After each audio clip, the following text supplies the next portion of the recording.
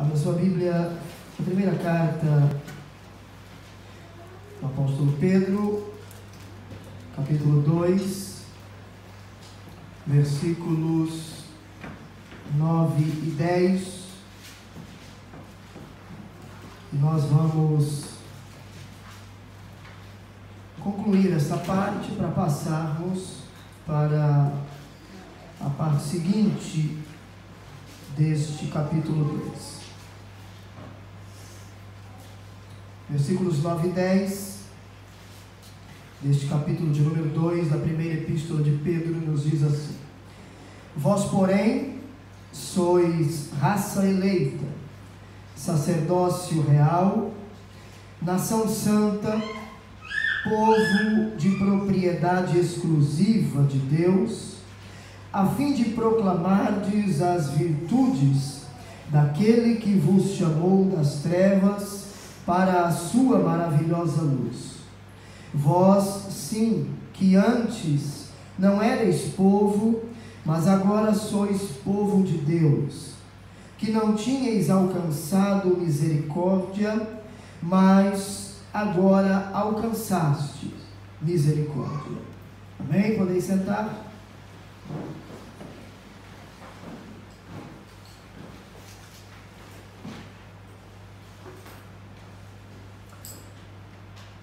Veja bem, até o versículo 8 que falamos na última semana, Pedro, no versículo 8, ele apresenta um contraste entre aqueles que creram no Senhor e aqueles que rejeitaram a Deus. Ele então termina o versículo 8 e ele vai dizer que para aqueles que rejeitaram a palavra, Cristo tornou-se para eles pedra de tropeço, rocha de ofensa, e vai dizer: são estes os que tropeçam na palavra, sendo desobedientes para o que também foram postos.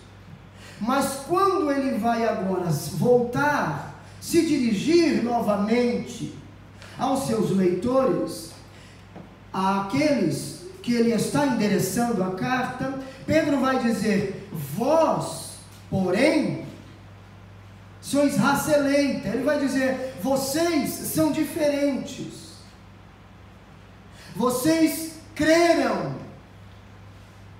vocês receberam a Cristo, vocês aceitaram o sacrifício vicário de Cristo, vocês compreenderam, vocês são diferentes. Ele está dizendo para aqueles que rejeitaram a pedra principal, a pedra angular, ela tornou-se pedra de tropeço e rocha de ofensa, mas para vocês não. Vocês são diferentes. Então Pedro, ele vai mostrar que nós somos identificados com Cristo. Nós somos diferentes. Ele vai dizer: vocês são raça eleita. Ele vai dizer: vós, porém, sois raça eleita, sacerdócio real, nação santa e povo de propriedade exclusiva de Deus. Pedro, ele vai usar características típicas do Israel antigo. Porque veja bem, vamos ler profeta Isaías. Profeta Isaías, capítulo 43, versículos de número 20 e 21.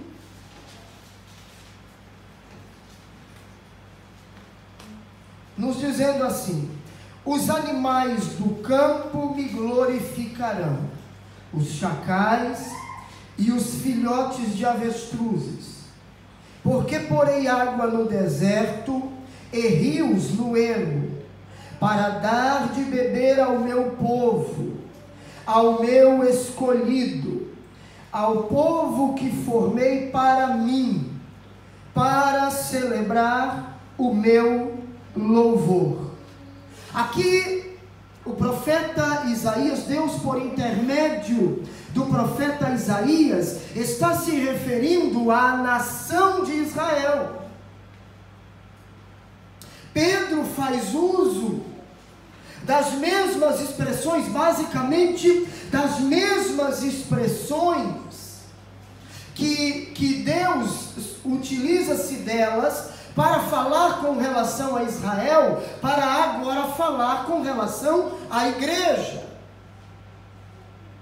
para agora falar com relação ao povo de Deus no Novo Testamento. Então veja, vocês são raça eleita. E o que é ser eleito? O próprio nome já diz. É ser escolhido. É ter sido eleito. Agora veja bem. A eleição, nós já falamos sobre isso aqui em outras oportunidades. A eleição, ela é condicional ou incondicional? A eleição é condicional. Ela não é uma eleição incondicional. Quem são os eleitos? Porque eleito, o texto vai se referir mais para frente, em outros textos, sobre Cristo. E quem são os eleitos? Aqueles que estão em Cristo. Então nós somos eleitos por intermédio de Cristo. Então a eleição, ela está condicionada a estarmos em Cristo.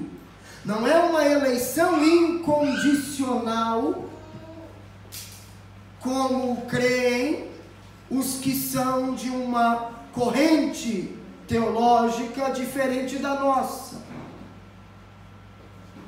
Os nossos irmãos tradicionais de uma linha teológica calvinista creem que a eleição é incondicional. Não, a eleição é condicional. Nós temos inúmeros textos bíblicos que apoiam a nossa profissão de fé.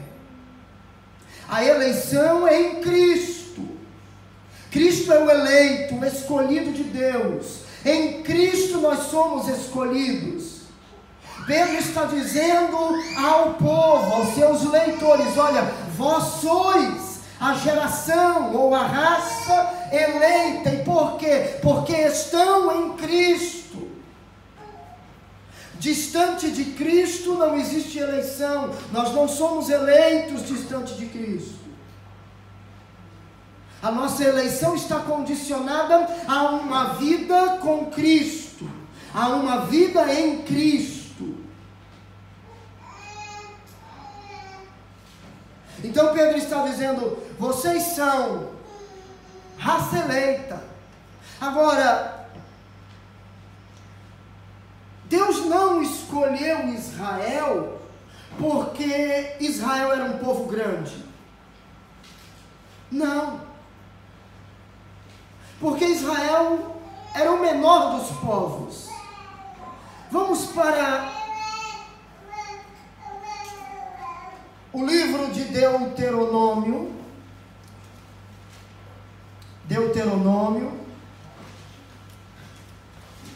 O último livro do Pentateuco, os 5 primeiros livros da Bíblia. Deuteronômio é o último deles.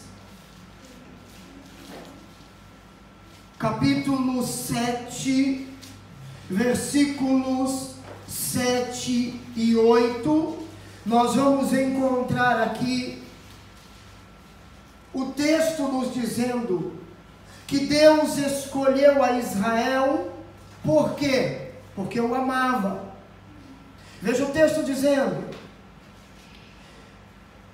não vos teve o Senhor afeição, nem vos escolheu, porque fosseis mais numerosos do que qualquer povo, porque éreis o menor de todos os povos, mas porque o Senhor vos amava, e para guardar o juramento que fizera a vossos pais, o Senhor vos tirou com mão poderosa, e vos resgatou da casa da servidão, do poder de Faraó, rei do Egito.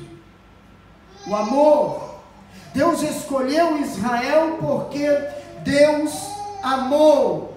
Agora, por que Deus nos escolheu? Por que Deus nos escolheu? Baseado no mesmo ponto. Você vai ver João escrever no capítulo 3 e o versículo 16, a chave do cristianismo, porque Deus amou o mundo de tal maneira que deu o seu Filho unigênito, para que todo aquele que nele crê não pereça, mas tenha a vida eterna. Nós vamos ver Paulo escrevendo aos Romanos e nos dizer assim, que Deus prova o seu amor para conosco, em que Cristo morreu por nós, sendo nós ainda pecadores. Então veja bem, assim como dentre todas as nações da terra, Deus amou Israel e o escolheu e o separou para ser o seu povo, a sua propriedade peculiar. Dentre todos os povos da terra, Deus nos escolheu em Cristo para formar a igreja, para formar o seu povo. E ele vai dizer, assim como Israel no Antigo Testamento, assim como Israel era o meu povo, a igreja é o meu povo, povo de propriedade exclusiva de Deus, povo que ele coloca o seu nome, povo que ele insere as suas leis na tábua do nosso coração. Você tem dono, eu tenho dono, a igreja tem dono, e o dono da igreja é o Senhor. Aleluia. É o Senhor. Vós sois a geração eleita, o povo escolhido. Jesus vai dizer isso no capítulo 15 do Evangelho segundo o relato de João,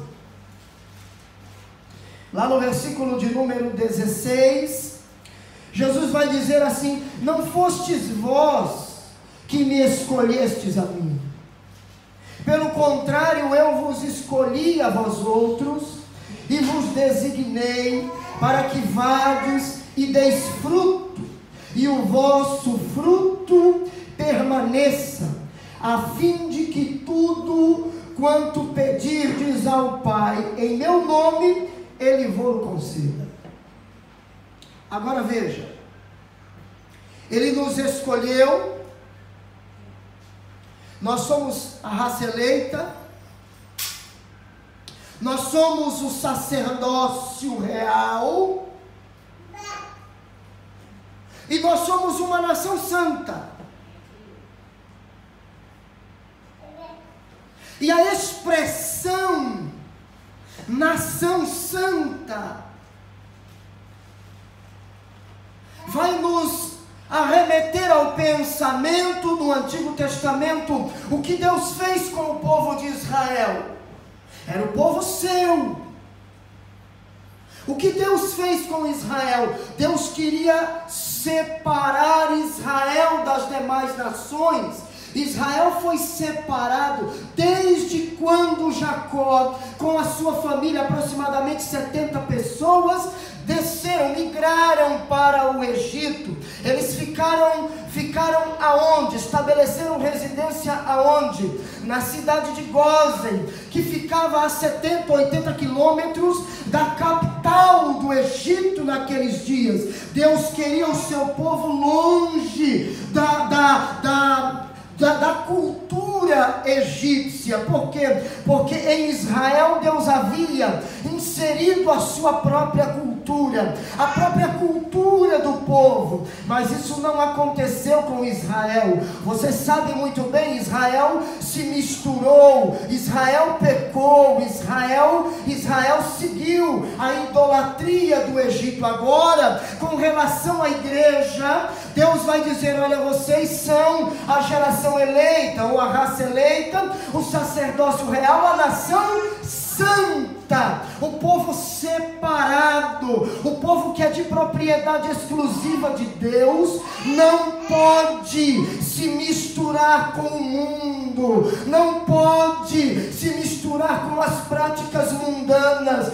Por quê? Porque o texto do capítulo 15 que nós lemos, no versículo 16, vai dizer que Cristo, Ele nos escolheu com um propósito. Qual? Para nós irmos e darmos fruto, e o nosso fruto permanecer. Quando nós olhamos a expressão dar fruto, e um fruto que permanece, arremete-nos ao pensamento de uma vida que glorifique a Deus. Veja que a Bíblia, neste mesmo texto, nos compara a ramos que são enxertados no tronco da videira, que é Cristo. Com que finalidade nós estamos enxertados nele? Para gerarmos fruto que seja condizente com a nossa raiz, com o tronco que nós estamos enxertados. Então preste atenção, crente, porque você e eu, como povo de propriedade exclusiva de Deus,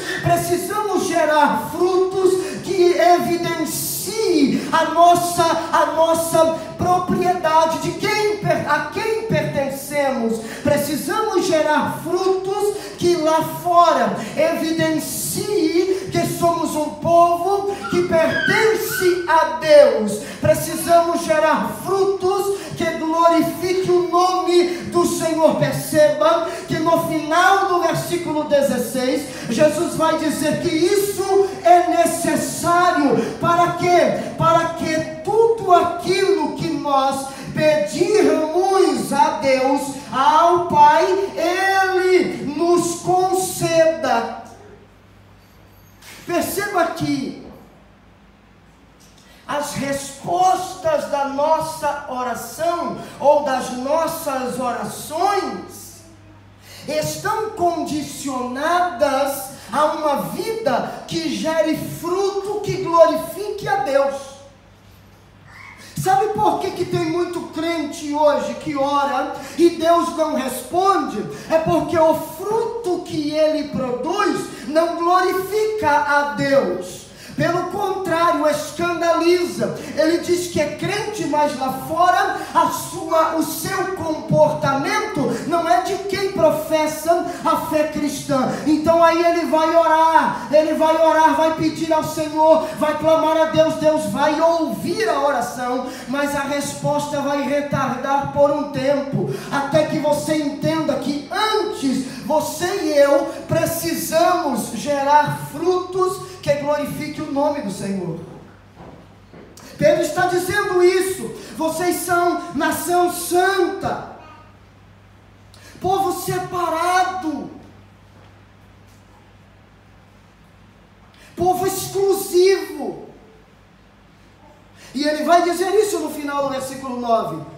Ele vai dizer que nós somos povo de propriedade exclusiva de Deus. Irmão, entende uma coisa? Exclusivo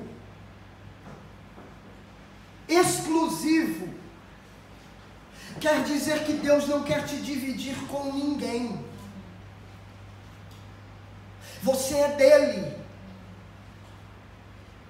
Exclusivo Quer dizer que Deus não quer que você se misture com aquilo que não glorifica o nome dEle. Você é dEle.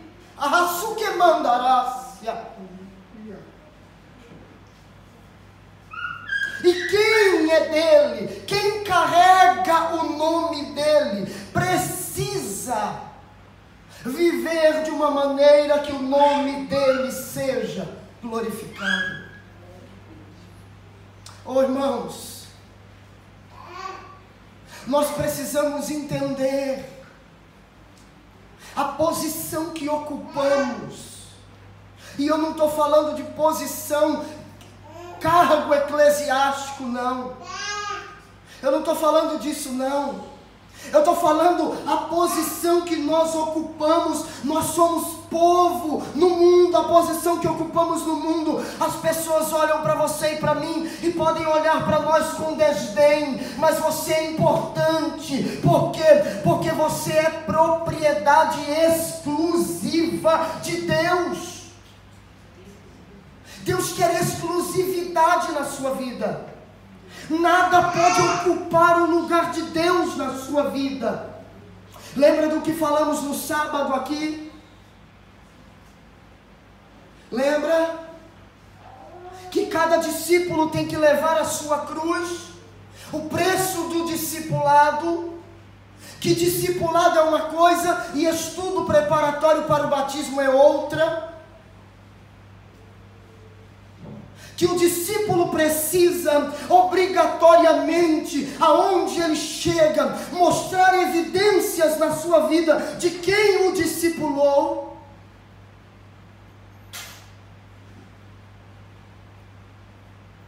Você pertence a Deus.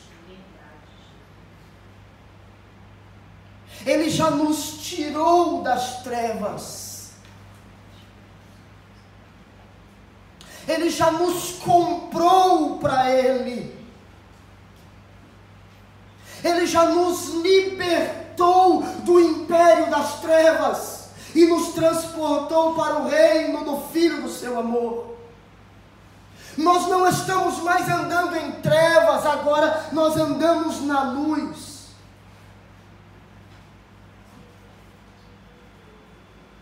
A nossa vida precisa glorificar a Deus. Você é um povo separado, exclusivo.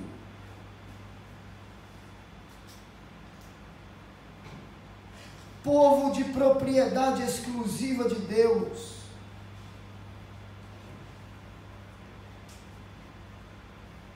Versículo 10.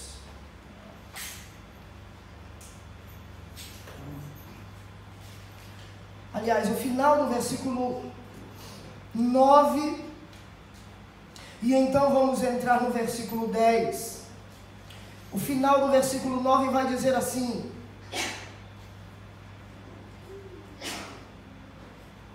a fim de proclamardes as virtudes daquele que vos chamou das trevas para a sua maravilhosa luz. Perceba por que Deus nos separou? Para que Deus nos separou?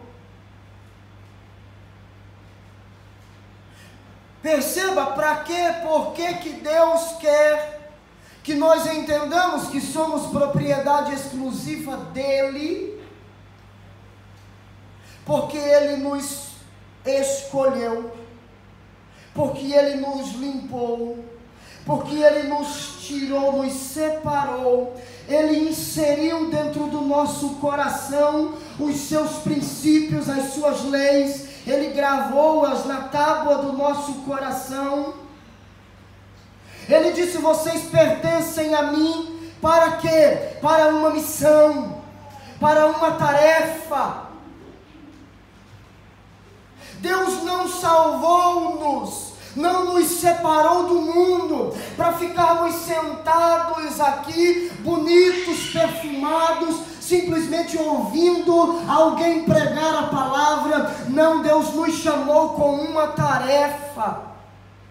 Deus nos chamou para uma missão. Israel falhou nesta missão. porque a mesma tarefa que agora está sobre os ombros da igreja, estava sobre o povo de Israel, e eles erraram, eles pecaram, eles deixaram, não cumpriram. Por quê? Porque eles erraram, e um dos grandes erros que Israel cometeu, foi o que nós chamamos na teologia de missões, de etnocentrismo. O que é isso? Eles acharam que a cultura deles era a única cultura do mundo, e que todos os outros povos estavam errados, e que todos os outros povos estavam perdidos. Você vai ver isso na Bíblia, quando eles rejeitam os outros povos, as outras nações, porque simplesmente pelo fato de eles serem filhos de Abraão, pelo fato de eles serem circuncidados. Aí vem Jesus mostrando que o Evangelho não é nacionalista, que Deus não é um Deus nacionalista, mas um Deus missionário, e que o Evangelho é universal. O Evangelho é uma mensagem de salvação para todo mundo, não é para um grupo de pessoas. Jesus não morreu por alguns escolhidos, Jesus morreu por um povo. Deus amou o mundo, e quando João 3,16 usa a expressão mundo, ele está falando de pessoas, ele está falando de seres humanos. Deus amou o mundo, pessoas, e ele então envia seu filho, que é com a mensagem de boas novas, com as boas novas do Evangelho, com a salvação para a humanidade, cumprindo a promessa que ele fez em Gênesis 3,15. Ele então envia a semente da mulher para esmagar a cabeça da serpente e libertar a minha e a sua vida, para hoje nós estarmos aqui adorando a Deus. Veja bem, Israel falha, mas agora a responsabilidade é da igreja. E Pedro diz isso. Pedro diz que nós somos propriedade exclusiva de Deus, a fim de anunciarmos, a fim de proclamarmos as virtudes daquele que nos chamou das trevas para a sua maravilhosa luz. E a palavra virtude aqui aponta para os feitos de Deus. A igreja precisa proclamar mais aquilo que Deus faz. A igreja precisa propagar mais aquilo que Deus está fazendo. Por isso que o povo tinha que ser separado. Por isso que o povo tinha que entender que Deus os escolheu para serem uma nação santa. A palavra grega aqui para virtudes é aretes, que aponta, que fala, que é um termo que era amplamente difundido naquela época, para falar daquilo que Jesus fez, daquilo que Deus fez. Está em vista, neste termo, as grandes obras de Deus na história do seu povo. E como é que eu posso falar de um Deus que liberta, se eu não fui liberto? Como é que eu posso falar de um Deus que salva, se o meu modo de vida não transmite salvação?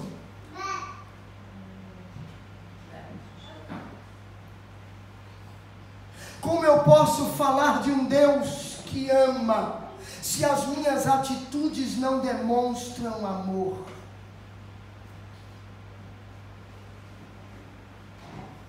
Percebe?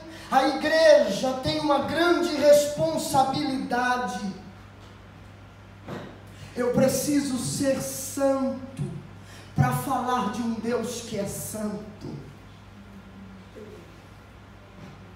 Eu preciso crer nas grandezas de Deus, para propagar as grandezas de Deus. Irmão, eu já vi crente falar de um Deus que faz milagre, mas ele próprio não crê em milagre. A gente fala de um Jesus que cura, mas quando a enfermidade bate na porta da nossa casa, nós não cremos que Deus pode curar. Nós achamos que Deus cura a vida do outro, mas achamos que Deus é limitado para curar a nossa. O poder de Deus não está limitado. Deus é onipotente. É verdade. Ele tem todo o poder. A igreja precisa abrir a boca e propagar mais aquilo que Deus faz. A igreja precisa entender a sua posição na terra.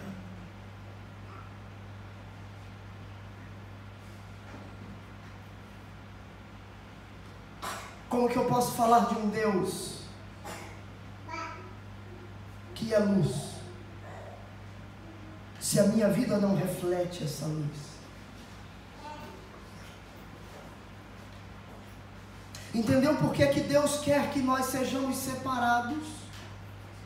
Só que o conceito de santidade, de separação, no Novo Testamento é diferente do Antigo Testamento. O conceito de separação no Antigo Testamento é literal, o povo tinha que ficar separado mesmo. Deus queria que o povo estivesse e que vivesse separado. Mas no Novo Testamento não é isso.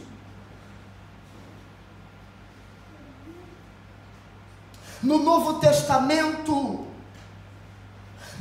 Jesus quer que nós brilhemos em meio às trevas. Lembra da oração de Jesus no capítulo 17 do Evangelho, que João escreve? Não peço que os tire do mundo, mas que os livre do mal.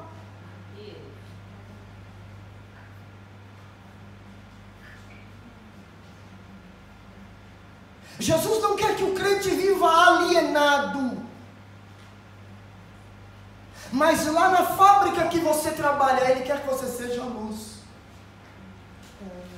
Lá na escola que você estuda, Ele quer que você seja luz. Lá no prédio onde você mora, Ele quer que você seja luz. A igreja, na localidade que nós estamos, Ele quer que sejamos luz. As igrejas, de um modo geral, nesta terra, Ele quer que sejamos luz. Veja a carta de Paulo aos crentes em Tessalônica. A primeira carta.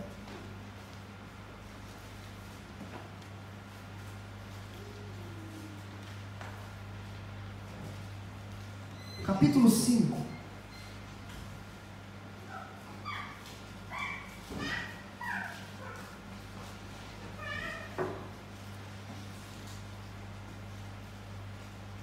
E o versículo de número 4 nos diz assim: mas vós, irmãos, não estáis em trevas, para que esse dia, como ladrão, vos apanhe de surpresa. Percebe? Paulo está escrevendo a carta aos crentes de Tessalônica, e ele está dizendo, na epígrafe do texto, no capítulo 5, está dizendo que a vinda do Senhor é certa e repentina. Ou seja, vai ser de repente. Os sinais estão acontecendo para nos mostrar que Jesus vai voltar. Mas quando Jesus volta, a Bíblia não descreve data. O que sugere que aqueles que esperam Cristo precisam estar preparados todo momento. Aí Jesus vai dizer, aí Paulo escrevendo aos crentes de Tessalônica diz, mas vós, irmãos, vós não estáis em trevas, para que esse dia como ladrão vos apanhe de surpresa. Ele diz, vocês já não estão mais em trevas. O que é que Paulo está querendo dizer? Que os cristãos devem testemunhar que são filhos da luz e não filhos das trevas por meio de sua conduta. Porque quem está na luz é quem está em Cristo.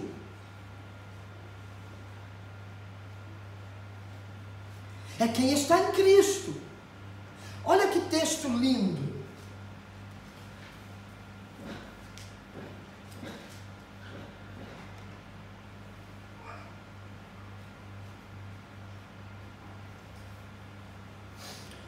Primeira Epístola de João, capítulo 2, versículo 6, vai nos dizer assim: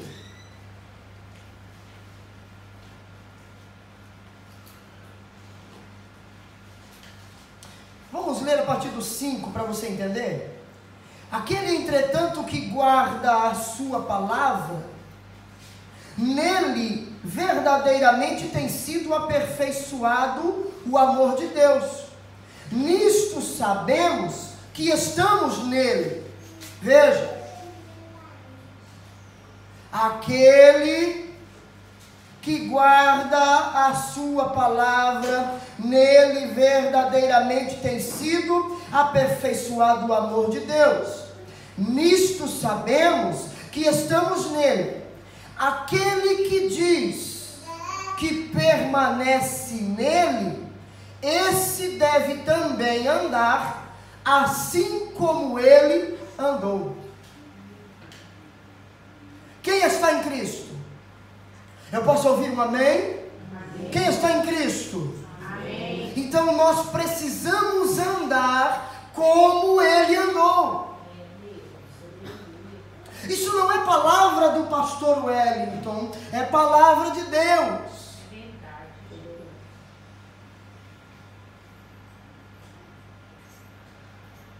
Se nós dizemos que estamos em Cristo, então nós precisamos andar como Cristo andou. Isso não quer dizer, irmão, que nós como seres humanos nunca vamos tropeçar. Precisamos tomar cuidado com o puritanismo extremado. Nós tropeçamos, somos seres humanos. Mas tropeçar é uma coisa e permanecer prostrado é outra. Você pode tropeçar em uma coisa ou outra, mas você se levanta, pede perdão a Deus e segue a sua vida com Jesus. Nós não podemos parar. João vai escrever da seguinte maneira, dizendo assim: filhinhos, estas coisas vos escrevi para que não pequeis. Mas se alguém pecar, temos diante de Deus um advogado, Jesus Cristo. Ele advoga a minha causa e a tua causa. O que não podemos é permanecer na prática do pecado. Está entendendo? Você é luz. A igreja é luz. E precisa brilhar em meio às trevas, às densas trevas deste mundo à nossa volta. Este é o conteúdo da mensagem. Agora existe, para concluirmos, a motivação para a mensagem. Versículo 10 e eu concluo. Vós, sim, que antes não erais povo, mas agora sois povo de Deus, que não tinhais alcançado misericórdia, mas agora alcançastes misericórdia. Deus escolheu a nós, Deus escolheu você, Deus escolheu a mim, que antes não éramos povo.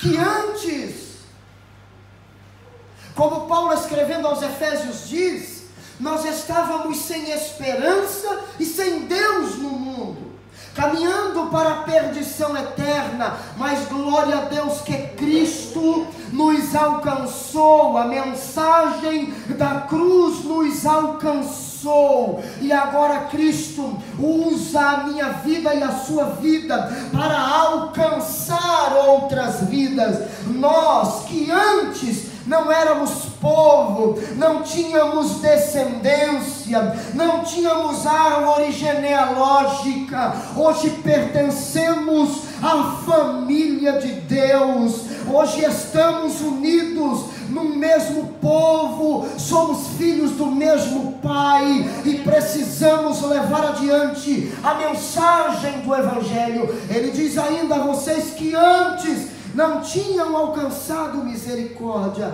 mas agora alcançastes misericórdia, porque o nosso Deus é um Deus misericordioso. E o que é a misericórdia? É Deus não nos dar aquilo que nós merecíamos. Ele é misericordioso. Porque o que é que nós merecíamos? A condenação eterna.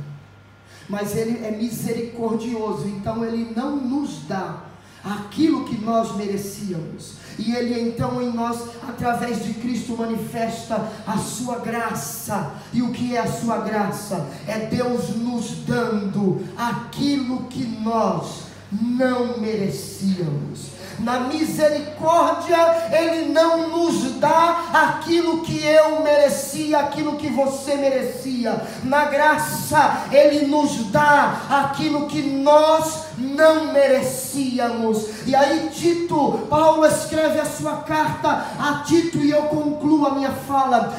Escreve a carta a Tito dizendo que a graça de Deus, através de Cristo, se há manifestado, trazendo salvação a todos os homens. Amém? Graças a Deus. Fica de pé, por favor.